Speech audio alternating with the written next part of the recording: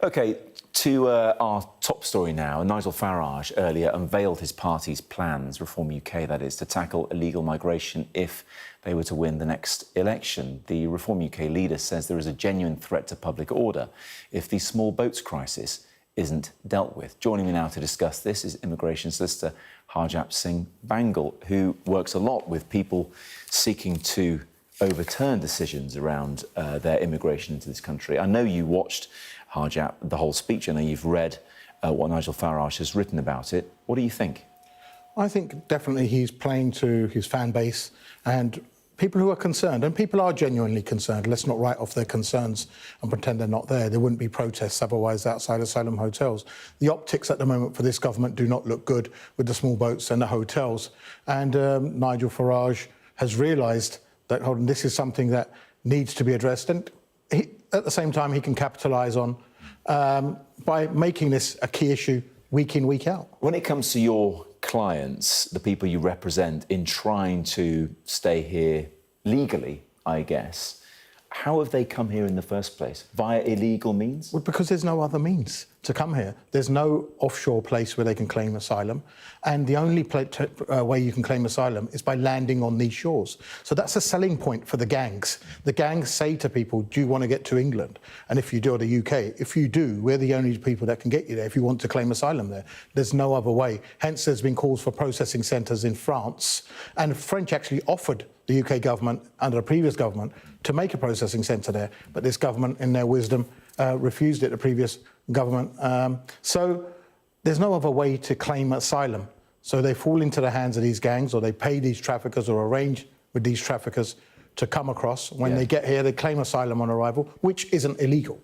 There have been ways, haven't they? If you talk about Ukrainian refugees fleeing the war in parts of that country, they've been able to come here and stay here. Yep, and there have been schemes that have opened up in certain things, but they've been shut. So there was a scheme for Afghans, very limited, very few people came under that in Afghanistan, but they've been shut. But there's no generic scheme for people to say, right, if you want to claim asylum from any other, say, war-torn country, say Sudan or say Syria, there's no way to do that. You can't walk into any British embassy and claim asylum. Nigel Farage is talking about withdrawing Britain from the European Convention on Human Rights, amongst other things. Does he have a point that these conventions are outdated, they need reform? That's what he said, as in change, not just his party. Everything outdates. Me and you will in 20 years as well. So everything gets outdated and needs constant checking. However, what he's saying is that these are a stumbling block or prevention to sending people back. Now, that's not true. The Human Rights Act has been around 1998. The Convention has been around for a long time. In 2009, despite the Human Rights Act and despite the Convention, the Labour government was sending back 60,000 people a year. In 2010, under the coalition government with the Conservatives and the Lib Dems, they still managed to send back around about 55,000 people a year. Yeah. Now, if these things are stumbling blocks, then how comes they managed to send back 60,000 or 55,000 then, despite the Convention and the Human Rights Act being in place, and despite there being judges and lawyers? Let's just talk about this idea of sending back, because there is a rule of something called non-refoulement. There is indeed. Which is basically you can't send people under the existing rules to people where they could be persecuted, tortured, even worse. That exists for, what, all countries, a lot of countries? Which one? All countries, regardless of whether you're a signatory or not, and it's customary international law. So it's very much accepted. However, there are exceptions to this, and one of them is if there's a national emergency or a world-level threat. So hence you had Nigel Farage saying today, we're in a state of crisis. This is a national crisis and this is a national emergency. So obviously he's taken some advice that this way we might be able to get around non-refoulement, which he otherwise wouldn't be able to. When you talk to your clients, and without saying who they are or where they've come or necessarily how they've come here, objectively, what is their view of Britain's current rules and the way it follows international law regarding their immigration? What do they think? We're a soft touch? Do they think it's easy to come in? What do they think? Well, they think that Britain has the best record on human rights, which it does. So Britain has a great record on human rights. They think they'll be safe here. A lot of them already have existing connections here and existing communities, so they feel a lot safer here. Do they think it's going to be easier to claim benefits here, to maybe to work here, but also there's going to be a safety net? The benefits really isn't a thing for them. If you said tomorrow, all asylum seekers are allowed to work, but they have to move out of hotels and they can't claim anything off the government, I guarantee that the majority of them, over 50, 60%, would voluntarily sign up for the scheme.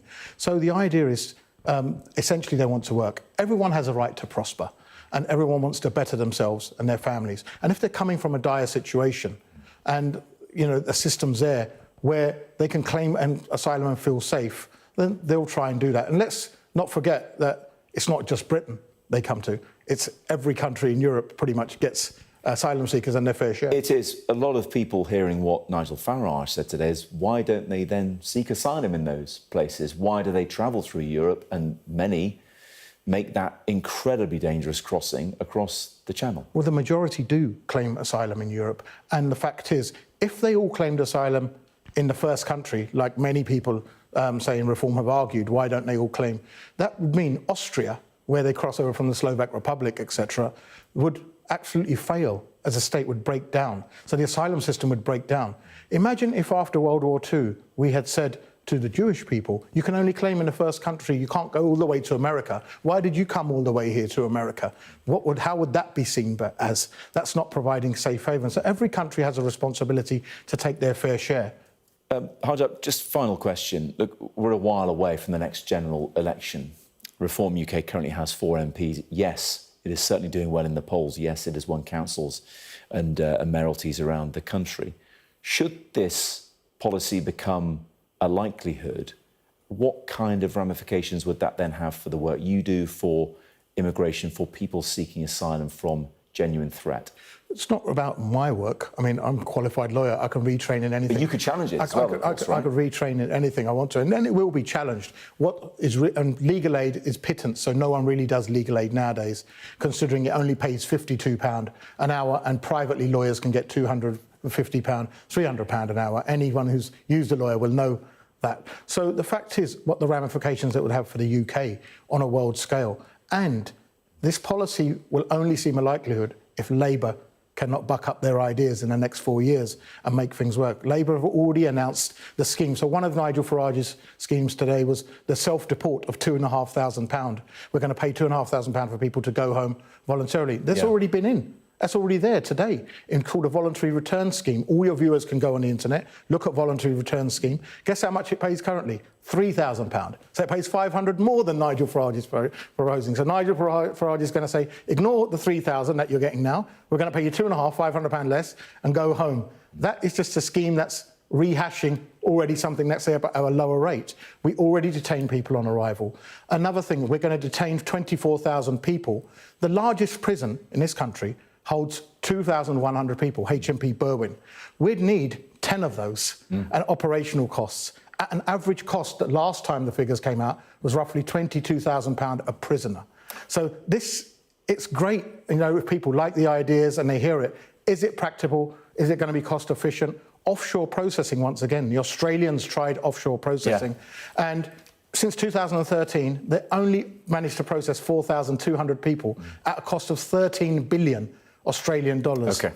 So it sounds all good, but will it come in? Is it practical? Devil will be in the detail, and it's thrown a gauntlet down to Labour, definitely. The Home Office, Yvette Cooper, probably worried. I'm afraid we are at time. Harjap Singh, Bhangal, appreciate your time. Thank you. Thank you.